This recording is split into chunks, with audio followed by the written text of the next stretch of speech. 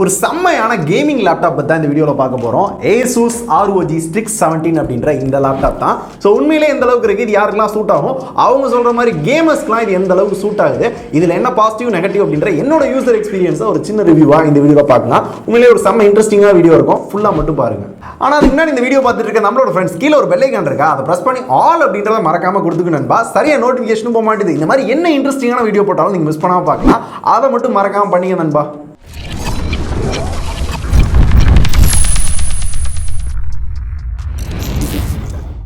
Asus ROG Strix 17 இப்போ இருக்க gamers எல்லாத்தையுமே ஒரு டாப் நாட்ச்ல ஹை ஸ்பெசிஃபிகேஷனான லேப்டாப்பை கொண்டு வந்திருக்காங்களா. ஃபர்ஸ்ட் இதோட அன்பாக்சிங்கை பார்த்துட்டு அப்புறம் இதில் என்னென்ன ஃபீச்சர்ஸ் இருக்குது, என்னென்னலாம் பாசிட்டிவாக இருக்குது அப்படின்றத பார்க்கலாம். அன்பாக்சிங் பார்த்தீங்கன்னா ROG டிசைன், அதாவது ரிப்பப்ளிக் ஆஃப் கேமர்ஸ் டிசைனில் பார்த்தீங்கன்னா ஒரு சிகப்பும் ஒரு கருப்பு கலந்த ஒரு டிசைனில் கொடுத்துருக்காங்க. பார்க்கறதுக்கு கொஞ்சம் டிஃப்ரெண்ட்டாக நல்லா இருக்கு. அண்ட் சுற்றி பார்த்தீங்கன்னா ROGயோட லோகோ Strix 17 அப்படின்ற அந்த மாடல் நேம் தான் போட்டிருக்காங்க.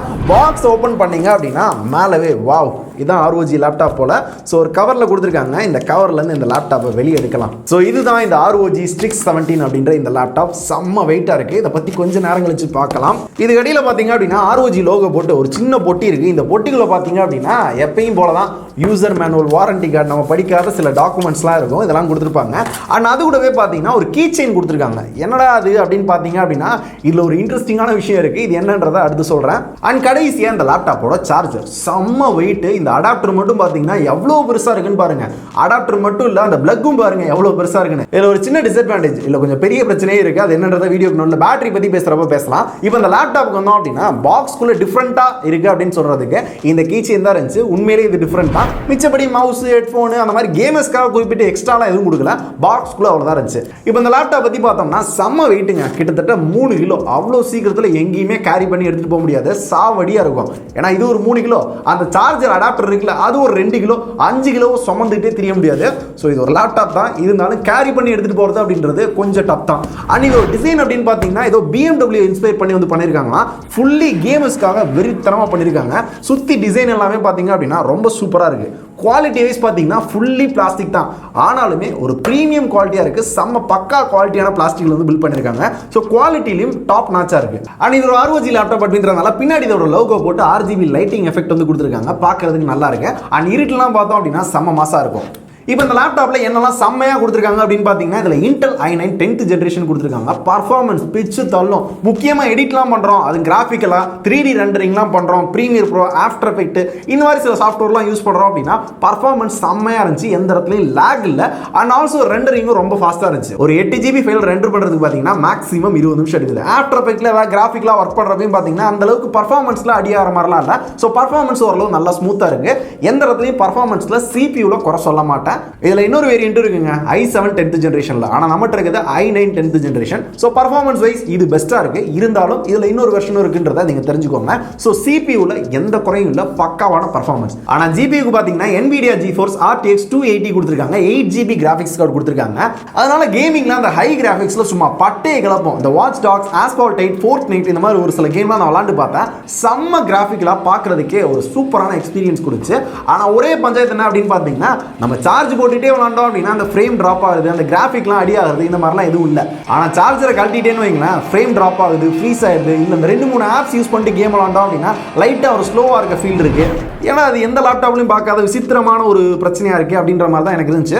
ஸோ இந்த மாதிரி ஒரு இஷ்யூ நான் கேம் விளாட்றப்ப பார்த்தேன். ஸோ சார்ஜ் போட்டுகிட்டே விளாண்டிங்கன்னா பர்ஃபார்மன்ஸ் வேறு லெவலாக இருக்குது. சார்ஜை கலட்டினீங்கன்னா ஒரு சில பஞ்சாயத்து இருக்குது அப்படின்றத பார்த்துக்கோங்க. அண்ட் இந்த கேமிங் எக்ஸ்பீரியன்ஸை அடுத்த லெவலுக்கு எடுத்துகிட்டு போகிற இன்னொரு சூப்பரான ஃபீச்சர் பார்த்தீங்கன்னா 3 மில்லி செகண்டில் 300 Hz ரெஃப்ரெஷிங் ரேட் வந்து கொடுத்துருக்காங்க. அந்த FPS வந்து லோட் ஆகுறது அண்ட் ஆல்சோ அந்த ஸ்மூத்னஸ், அந்த ஃப்ரேம்ஸ் எல்லாமே ஒன்று வர்றது எல்லாமே செம்ம ஸ்மூத்தாக தெரியும். அண்ட் ஹை கிராஃபிக்ஸ் கேம்க்குலாம் ரொம்ப ஸ்மூத்தான ஒரு எக்ஸ்பீரியன்ஸ் கிடைக்கும். அண்ட் இது ஒரு 15.6 இன்ச்சில் IPS LCD full HD display வந்து கொடுத்துருக்காங்க. 300 Hz ரெஃப்ரெஷிங் ரேட்டும் இந்த டிஸ்பிளேல இருக்கு. முன்னாடியே சொன்ன மாதிரி உண்மையிலே ஒரு நல்ல டிஸ்பிளேங்க. நம்ம ஒரு மூவி வீடியோஸ் பார்த்தாலும் சரி, முக்கியமாக கேம் விளாட்றப்போ ஒரு வேற லெவல் எக்ஸ்பீரியன்ஸாக இருக்கும். அண்ட் முக்கியமாக இதோட கலர்ஸும் சரி, அதோட பிளாக் எல்லாமே பார்க்கறதுக்கு பக்காவாக இருக்கும். வீவிங் ஆங்கிளும் சூப்பராக இருந்துச்சு. ஸோ டிஸ்பிளேல எந்த குறையுமே சொல்ல மாட்டேன். இதில் அந்த பெசில்ஸும் பார்த்தோம் அப்படின்னா கொஞ்சம் கம்மியாக ஒட்டின மாதிரி தான் கொடுத்துருப்பாங்க. ஸோ பெசில்ஸ் லைட்டாக இருக்கு. அண்ட் நிறைய பேருக்கு பர்ஃபார்மன்ஸ் அப்படின்னு பேசுகிறப்போ ஒரு விஷயம், அது முக்கியமாக இது ஒரு கேமிங் லேப்டாப் அப்படின்னு வேற சொல்லிட்டோம். இது எந்த அளவுக்கு ஹீட் ஆகுது ப்ரோ, மடியெல்லாம் வச்சு யூஸ் பண்ணலாமா அப்படின்னு கேட்டிங்கன்னா எந்த லேப்டாப்புமே நான் மடியில் வச்சு யூஸ் பண்ணுறதுக்கு ரெக்கமெண்ட் பண்ண மாட்டேன். ஏன்னா அது நம்மளுக்கு நல்லது கிடையாது, புரியும்னு நினைக்கிறேன். ரெண்டாவது ஹீட் ஆகுதா அப்படின்னு கேட்டிங்கன்னா ஆகுது. ஆனாலுமே வென்டிலேஷன் கொடுத்துருக்காங்க. அந்த வென்டிலேஷனில் ஓரளவு எல்லாத்தையுமே ஹீட் எல்லாத்தையுமே வெளியேற்றுது. ஃபேன் எல்லாமே பயங்கரமாக சுற்றி அந்த ஹீட் எல்லாத்தையுமே ஒவ்வொரு நேரமும் வெளியேற்றிட்டே தான் இருக்குது. இருந்தாலும் அந்த ஹீட்டை வந்து உங்களால் ஃபீல் பண்ண முடியும். ஓவர் ஹீட் அப்படின்ற மாதிரிலாம் இல்லை. முக்கியமாக சார்ஜ் பண்ணுறப்பையும் அந்த அளவுக்கு ஹீட் ஆகுது அப்படின்லாம் சொல்ல முடியல. அடுத்து இந்த லேப்டாப் ஓப்பன் பண்ணோன்னு பார்த்தீங்கன்னா பளிச்சுன்னு கண்ணுக்கு பட்டது பார்த்தீங்கன்னா இதோட கீபோர்டு தான். RGB லைட்டிங் எஃபெக்ட்ல ஒரு சிக்லெட் கீபோர்டு தான் கொடுத்துருக்காங்க. இருந்தாலும் செம்ம ஸ்மூத்தாக ரொம்ப நேரம் யூஸ் பண்ணாலும் ஒரு யூஸ் பண்ணுறோம் அப்படின்ற ஒரு எஃபெக்டே இருக்காது. ஒரு நல்ல ஃபீல் கொடுக்கும். கீபோர்டை பொறுத்தவரையும் ஒரு பக்காவான கீபோர்டு. இருந்தாலும் இது ஒரு கேமிங் லேப்டாப் அப்படின்றப்ப இந்த ஆரோ கீலாம் கொஞ்சம் பெருசாக கொடுத்துருந்துருக்கலாம். ஆரோ கீ ரொம்ப ரொம்ப சின்னதாக இருந்தது. கேம் விளையாடுறப்ப அப்பப்போ லைட்டாக அன்கம்ஃபர்டபுளாக இருந்துச்சு. இருந்தாலும் பெரிய விஷயம் இல்லை, லைட்டாக நான் சொல்லிக்கிறேன். அண்ட் இந்த RGB லைட்டிங்கும் பார்த்தோம் அப்படின்னா நம்மளுக்கு பிடிச்ச மாதிரி என்ன மாதிரி வரணும், அப்பப்போ பிளிங்க் ஆகணுமா அப்படின்ற எல்லாத்தையும் வந்து சேஞ்ச் பண்ணிக்க முடியும், கஸ்டமைஸ் பண்ணிக்கலாம். அதுக்குள்ள வந்து அரோரா மோட் அப்படின்னு ஒன்று கொடுத்துருக்காங்க. அதுக்குள்ள போகிறப்ப நம்ம பர்ஃபார்மன்ஸ் எல்லாம் எப்படி போயிட்டு இருக்கு, எவ்வளோ ஹீட்டில் இருக்கு, நம்ம ஃபேன் எவ்வளோ ஸ்பீடில் சுற்றுது, என்ன மோடில் வைக்கலாம், டர்போ மோடில் வைக்கலாமா, அண்ட் அது கூடவே CPU எப்படி பர்ஃபார்ம் பண்ணுது, GPU எப்படி பர்ஃபார்ம் பண்ணுது, மெமரி மேனேஜ்மெண்ட் எப்படி போயிட்டு இருக்கு அப்படின்ற எல்லாத்தையுமே டீட்டெயிலாக பார்த்துக்கலாம். அதையும் கஸ்டமைஸ் பண்ணிக்க முடியும். இந்த மாதிரி ஒரு மோட் கொடுத்துருக்காங்க. பொதுவாக எல்லா கேமிங் லேப்டாப்லையும் இந்த மாதிரி ஒரு மோட் இருக்கும். இங்கே இன்னும் டீட்டெயிலாக கொடுத்துருக்காங்க அப்படின்றத கொஞ்சம் தெளிவாக சொல்லிக்கிறேன். அண்ட் அடுத்து இந்த கீபோர்டு கீழே பார்த்தீங்கன்னா எல்லா லேப்டாப் மாதிரி இதுலேயும் ட்ராக் பேட் கொடுத்துருக்காங்க. நல்லா ஃபாஸ்ட்டாக ரெஸ்பான்சிவாக அது ஒர்க் ஆகுது. அண்ட் இதில் எனக்கு ரொம்ப பிடிச்சிருந்தது என்னன்னு பார்த்தீங்கன்னா இந்த பட்டன்ஸ் தான். இந்த கிளிக் பண்ணுறப்ப அந்த சாட்டிஸ்ஃபேக்ஷன் பார்த்தீங்கன்னா ரொம்ப பிடிச்சிருக்கு. மிச்ச லேப்டாப் மாதிரி சும்மா டொக்கு டொக்குன்னு கேட்காம நல்ல ஒரு ஸ்மூத்தான பட்டன்ஸ் கொடுத்துருக்காங்க. அண்ட் அது கூடவே எல்லா கேமிங் லேப்டாப்பில் இருக்க அதே கெஸ்டர்ஸும் இதில் அவைலபிளாக இருக்கு. 2 விரலை யூஸ் பண்ணுறப்ப ஸ்க்ரோல் அப் ஸ்க்ரோல் டவுன் வந்து பண்ணிக்க முடியும். 3 விரலை யூஸ் பண்ணோம் அப்படின்னா அடுத்த அப்ளிகேஷனை ஜம்ப் பண்ணுறது. அண்ட் 2 விரலை சேர்த்து ப்ரெஸ் பண்ணோம்னா ரைட் கிளிக் மாதிரி ஒர்க் ஆகுது. இந்த மாதிரி ஒரு சில கெஸ்டர்ஸ் இந்த லேப்டாப்லையும் அவைலபிளாக இருக்கு. இதுக்கப்புறமா ஒரு இன்ட்ரெஸ்டிங்கான ஃபீச்சர் அப்படின்னு பார்த்தீங்கன்னா இது வர நான் எந்த லேப்டாப்லையுமே பார்க்காத படங்களில் பார்த்த ஒரு ஃபீச்சர். ஸோ நம்மளுக்குன்னு ஒரு பர்சனல் டிரைவ் வந்து கொடுத்துருக்காங்க. ஒரு கீச்சைன் மாதிரி ஒன்று கொடுத்தாங்கல்ல, அதுக்குள்ளே பார்த்தீங்க அப்படின்னா இந்த மாதிரி ஒரு டிரைவ் இருக்கும். இது என்னடா அது மாத்திர மாதிரி இருக்குது அப்படின்னு நான் நினச்சிக்கிட்டு இருந்தேன். இதை இந்த இடத்துல வச்சோம் அப்படின்னா இந்த மாதிரி ஒரு சவுண்டு கேட்கும். கேட்டிங்களா? இந்த சவுண்ட் வந்ததுக்கப்புறம் நம்மளுக்குன்னு ஒரு இமெயில் ஐடி பாஸ்வேர்டு இதெல்லாம் செட் பண்ணிட்டு லாகின் பண்ணோம் அப்படின்னா நம்மளோட பர்சனல் ஃபேஸ்லாம் இருக்குல்ல, அது எல்லாத்தையுமே ஒழிச்சு வச்சுக்க முடியும். அது எல்லாமே கம்ப்யூட்டருக்குள்ளே தான் இருக்கும். ஆனால் இதை போட்டால் மட்டும்தான் அதை வந்து பார்க்க முடியும். அதுலேயும் ஐடி பாஸ்வேர்டு அடித்தா மட்டும்தான் அது உள்ளவே பார்க்க முடியும். முக்கியமான டாக்குமெண்ட்ஸ், பர்சனல் டேட்டா எல்லாத்தையுமே நீங்கள் ஒழிச்சு வைக்கிறது அப்படின்னா இது மூலமாக ஒழிச்சு வைக்கலான்றாங்க. எனக்கு எதுவும் அந்த மாதிரி ஒழிச்சு வைக்க தேவையில்லைங்க. அதனால் பெருசாக நான் யூஸ் பண்ணலை. இந்த மாதிரியும் ஒரு ஆப்ஷன் இருக்குது இந்த லேப்டாப்பில் அப்படின்றத தெரிஞ்சுக்கோங்க.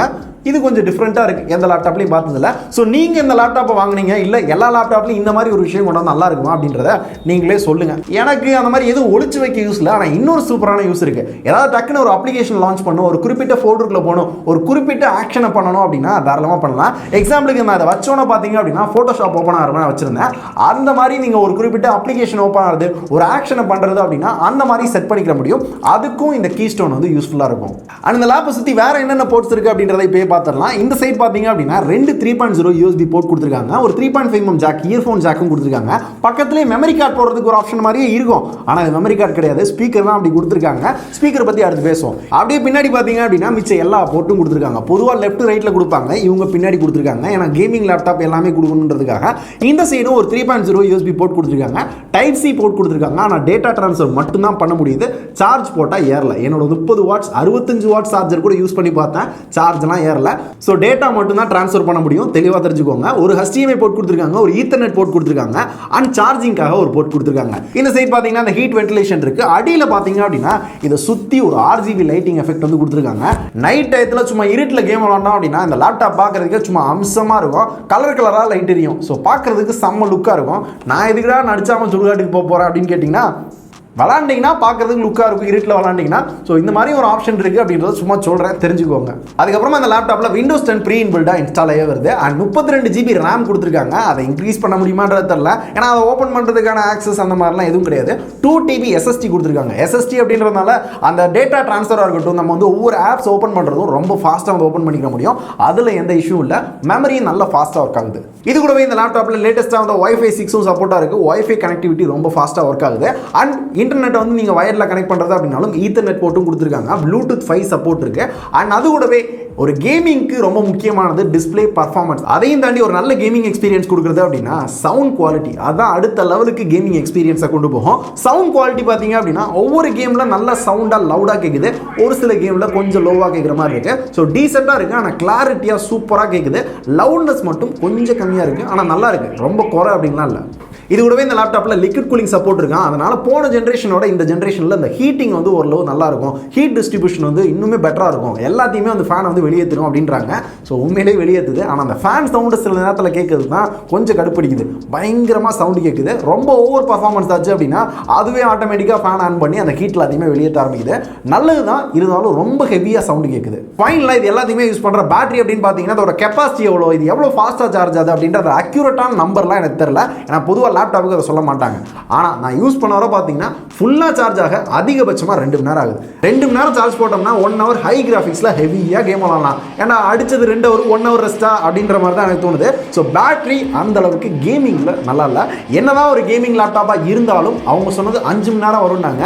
5 மணி நேரம் சும்மா வச்சுருந்தா வேணா வருது, ஆனால் உண்மையிலே வரல. 1 ஹவர் பேட்டரி, அதிகபட்சம் 1.5 மணி நேரம் லைட்டாக கேம் விளாண்டோம் அப்படின்னா. ஆனால் ஒரு நார்மல் யூஸில் ஏதாவது வீடியோஸ் படம் பார்க்குறோம், இல்லை ஏதாவது வந்து எடிட் பண்ணுறோம் அப்படின்னா அந்த மாதிரி நேரத்தில் ஒரு 2 மணி நேரம் 2.5 மணி நேரம் வருது. மிச்சப்படி ஹெவியாக கேம் விளாட்றப்போ 1 மணி நேரம் 1.5 மணி நேரம் தான் இதோட battery life. So battery life கொஞ்சம் எனக்கு பிடிக்கலங்க. ஓரளவு இன்னும் பெட்டர் பண்ணியிருந்துருக்கணும் அப்படின்றது தான் எனக்கு தோணுச்சு. ஸோ ஓவரால் அந்த ROG Strix Scar 17 ப்ரைஸ் அப்படின்னு பார்த்தீங்கன்னா இந்த i9 10th ஜென்ரேஷனோட ப்ரைஸ் பார்த்தீங்கன்னா கிட்டத்தட்ட ஒரு 2.25 லட்சம். இந்த 2.25 லட்சத்துக்கு லேப்டாப் வாங்கணுமா அப்படின்றது தான் இப்போ என்னோட கேள்வி. ஸோ சில பேர் கேமர்ஸ் இருக்காங்க, அங்கங்கே கொண்டு போய் விளாடணும், முக்கியமாக வந்து ஒரு சில காம்படிஷன்லாம் போகிறவங்களாம் லேப்டாப்பை கையோடு தூக்கிட்டு போவாங்க, அவங்களுக்குலாம் வேணால் செட் ஆகும். ஆனால் இந்த 2.25 லட்சத்துக்கு இதை விட வேற லெவல் ஸ்பெக்கோட ஒரு பிசியை உங்களால் பில்ட் பண்ணிட்டு போயிட முடியும். ஒரு RGB லைட்டிங்கோட, ஒரு செம்ம கேமிங் எஃபெக்டோட. இதான் என்னோட சஜஷன். இதையும் தாண்டி இந்த லேப்டாப்பை வாங்கலாமான்னு கேட்டிங்கன்னா நீங்கள் முக்கியமாக ஒரு கேமராக இருக்கீங்க, அடிக்கடி வெளியே போவீங்க, ஸோ பர்ஃபார்மன்ஸ் வைஸ் செம்மையாக இருக்கணும், அதுபோக எடிட்டிங்லாம் பண்ணுவீங்க, அந்த மாதிரி ஆட்களுக்கு செட் ஆகும். மிச்சப்படி நான் சஜஸ்ட் பண்ணுறது பெட்டர் ஒரு பிசி இந்த ப்ரைஸுக்கு சூப்பராக பில்ட் பண்ணி போயிடலாம். இதான் என்னோட சஜஷன். அதையும் தாண்டி வாங்குறது வாங்காது உங்களோட இஷ்டம். இதான் என்னோட ரிவ்யூ. இந்த ரிவ்யூ எப்படி இருந்துச்சுன்னு சொல்லுங்கள். அண்ட் இந்த கேமிங் லேப்டாப்பில் உங்களுக்கு பிடிச்ச ஒரு சூப்பரான ஃபீச்சர் என்ன அப்படின்னு சொல்லுங்கள். எனக்கு இந்த கீஸ்டோன் இதுக்கு முன்னாடி நான் எந்த லேப்டாப்லையுமே பார்த்ததில்ல, யூஸ் பண்ணல, இருந்தாலும் கொஞ்சம் டிஃப்ரெண்ட்டாக இருந்துச்சு இல்லையா, இது எனக்கு பிடிச்சிருந்துச்சு. இதே மாதிரி உங்களுக்கு என்ன பிடிச்சிருந்துச்சுன்னு சொல்லுங்க. அண்ட் இதில் என்னென்ன பாசிட்டிவ்ஸ் இருக்குது அப்படின்ற எல்லாத்தையுமே நிறைய பார்த்தோம்.